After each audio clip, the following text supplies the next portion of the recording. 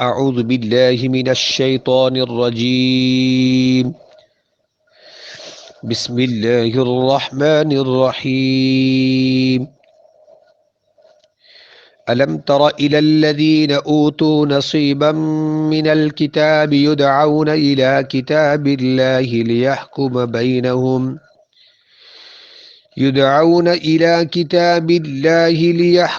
بينهم ثم يتولى فريق منهم وهم معرضون ذلك بأنهم قالوا لن تمسنا النار إلا أياما معدودات وغرهم في دينهم ما كانوا يفترون فكيف إذا جمعناهم ليوم لا ريب فيه ووفيت كل نفس ما كسبت وهم لا يظلمون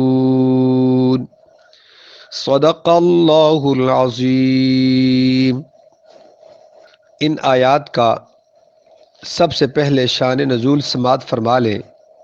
حضرت عبداللہ بن عباس رضی اللہ تعالی عنہما سے منقول ہے کہ نبی کریم صلی اللہ علیہ وآلہ وسلم بیت المدراس میں تشریف لے گئے جہاں یہودی جمع تھے، اور آپ صلی اللہ علیہ وسلم نے ان کو توحید کی دعوت دی، اللہ کے ایک ہونے پر، اور میں آخری اس کا رسول ہوں، اس بات کی طرف بلایا، ان کو دعوت دی۔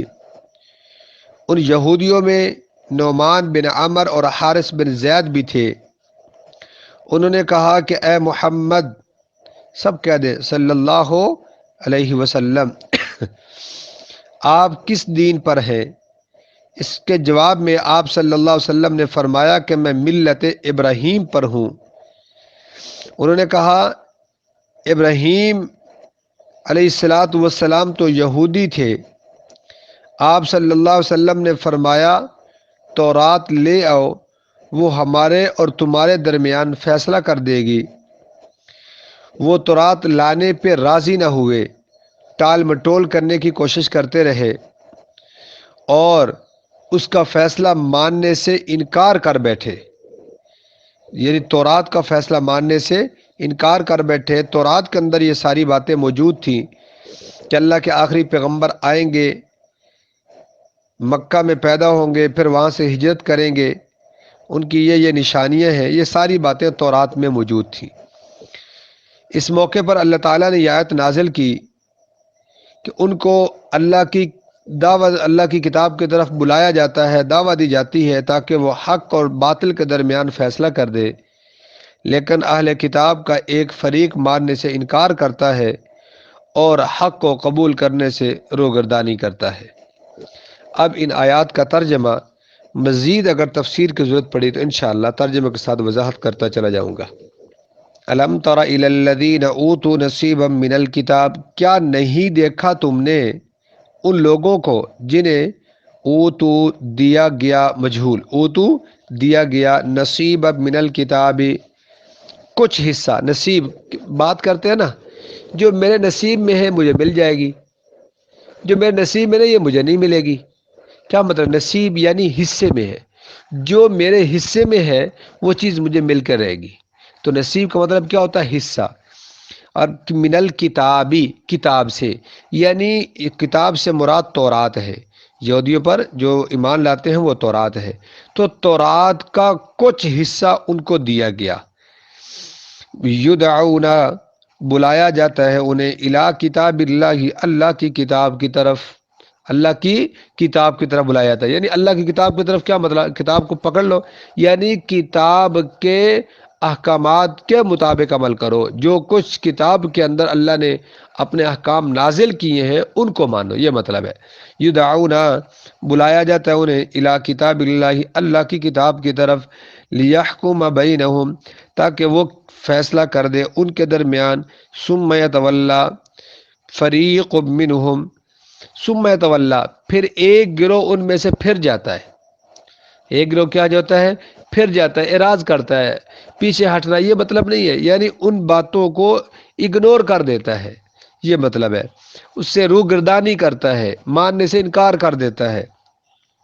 وَهُمْ مُعْرِضُونَ، اور وہ اعراض کرتے، اس فیصلے سے وہ کیا کرتے ہیں؟ اعراض کرتے ہیں، بچتے ہیں، دور بھاگتے ہیں، انکار کر دیتے ہیں۔ ذَلِكَ بِأَنَّهُمْ قَالُوا لَن تَمَسَّنَا النَّارُ إِلَّا أَيَّامًا مَّعْدُودَاتٍ، یہ روش ان کی کس وجہ سے ہے؟ ذالکہ یہ بات بِأَنَّهُمْ، ذالکہ یہ روش بِأَنَّهُمْ یہ بات سببیہ ہے، یہ اس وجہ سے ہے، یعنی یہ ان کا انکار کرنا، یہ کیوں؟ یہ اس وجہ سے ہے کہ قالو وہ کہتے تھے لن تمسنا النار، ہرگز نہیں ہمیں چھوئے گی آگ، الا ایام معدودات مگر گنتی کے چند دن، مگر گنتی کے چند دن ہمیں آگ چھوئے گی، اس کے علاوہ کیونکہ ہم تو نبیوں کی اولاد ہیں۔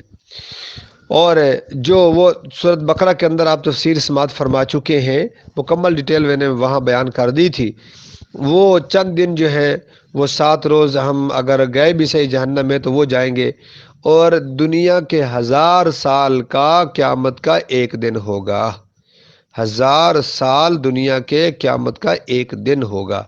تو کہتے ہیں اگر ہم گئے بھی صحیح تو ہم صرف 7 دن جائیں گے، بس وہ جو ہم نے پیچھے بچنے کی بات کی تھی اس کے علاوہ ہم نہیں جائیں گے۔